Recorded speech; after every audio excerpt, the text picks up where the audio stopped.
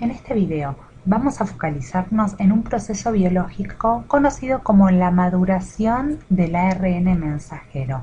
Y si ya conocen o pasaron a ver el video de transcripción, se darán cuenta, se recordarán que el ADN que se utiliza como molde transfiere su información genética al ARN mensajero, que es el que eventualmente sale hacia el citosol de la célula. Se recuerdan la célula, el núcleo, y aquí tenemos el citosol, para poder hacer el proceso de traducción de proteínas, que es donde eventualmente van a generarse todas aquellas proteínas que vamos a necesitar para cumplir las funciones de la célula. Entonces, este proceso, que es el proceso, como dijimos entonces, de la transcripción, finaliza con la generación de esta molécula que es el ARN mensajero. Pero este ARN mensajero está todavía inmaduro, no puede salir hacia el citosol hasta que no ocurra este proceso de maduración. Entonces, en este video lo que vamos a hacer es analizar qué necesitamos para madurar un ARN mensajero, que básicamente son tres cosas. La primera es conocida como el splicing en inglés, también se lo conoce como el proceso de corte y empalme. Ahora vamos a ver de qué se trata. Tenemos como segundo proceso de maduración lo que conocemos como la adición de la caperuza. En inglés se la conoce como cap. Esto es en el extremo 5' del ARN mensajero que recién se forma. Y por último, la adición de una cola de poli A, o también se la llama poliadeninas, esta cola de poli A que se inserta en el extremo 3' del ARN mensajero. Entonces, estos tres eventos vamos a analizar con detalle para ver cómo es que madura este ARN mensajero para poder salir hacia el citosol. Vamos primero entonces a lo que es el splicing. Vamos a volverlo a escribir, el splicing, y habíamos dicho que también se dice corte y empalme. Y para poder entender el splicing vamos a analizar primero dos conceptos: el concepto de exón y el concepto de intrón. Tanto el ADN como el ARN que está recién sintetizado, ¿sí?, el inmaduro, contienen en su secuencia, y vamos a dibujarlo de esta manera, vamos a dibujar el ARN recién sintetizado, secuencias intercaladas de las cuales algunas van a codificar con la información para las proteínas y otras no van a codificar para esas proteínas. Son como secuencias que no contienen esa información útil.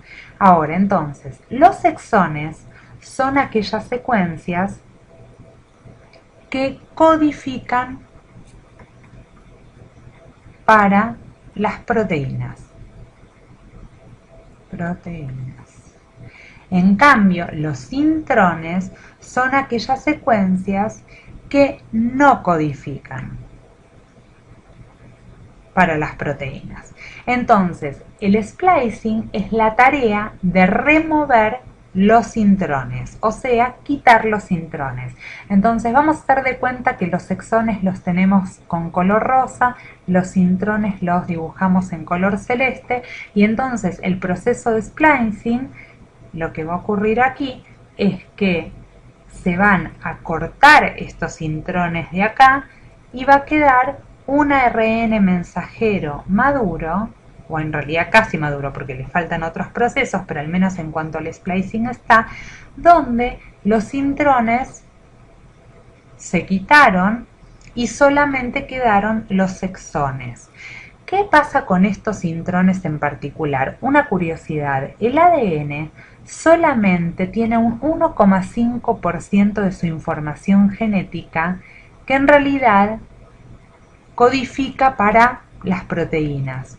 El resto, el 98,5%, está compuesto por secuencias del tipo de intrones, está compuesto por ejemplo, los promotores, ¿sí?, todas aquellas secuencias que acompañan, promotores, que acompañan a los genes y también, por supuesto, un montón, casi el 70% serían los componentes extragenómicos.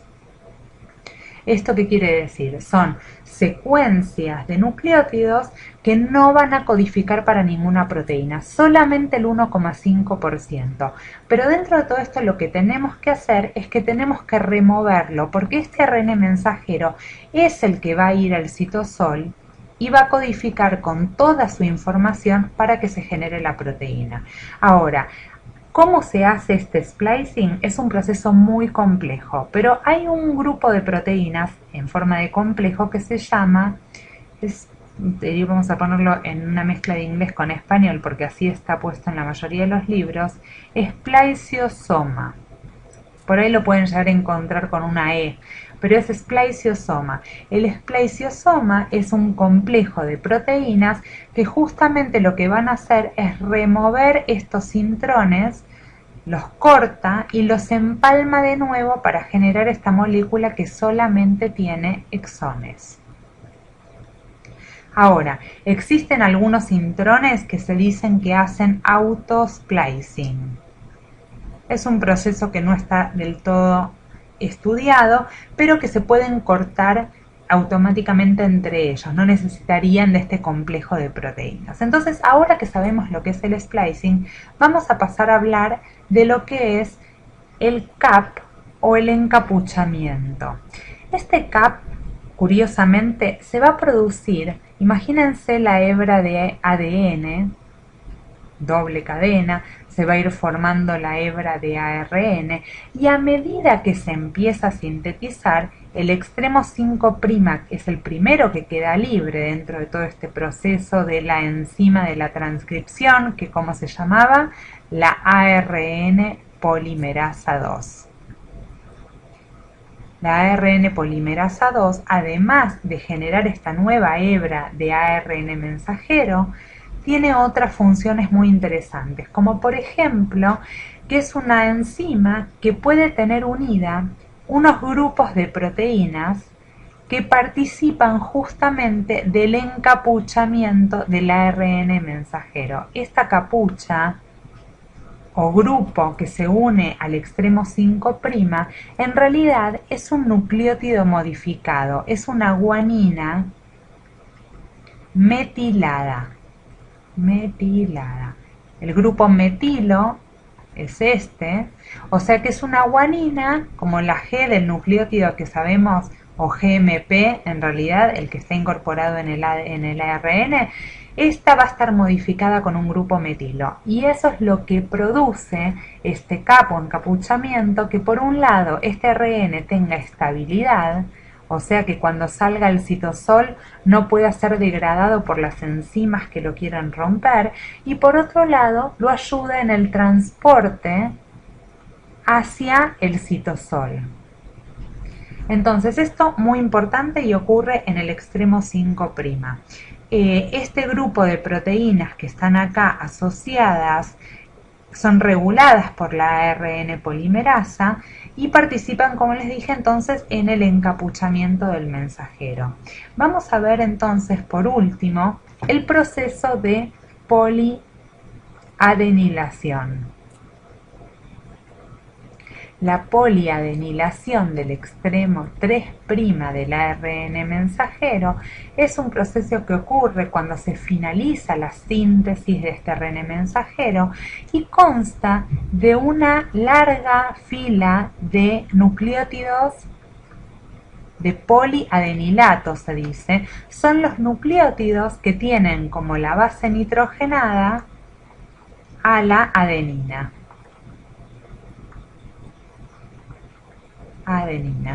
La adenina, que era la base nitrogenada que podía estar presente en cualquier lugar del ARN mensajero, en el extremo 3' tiene una cola larga. Así que estos serían todos los procesos para poder generar un ARN maduro. Nos vemos en los próximos videos.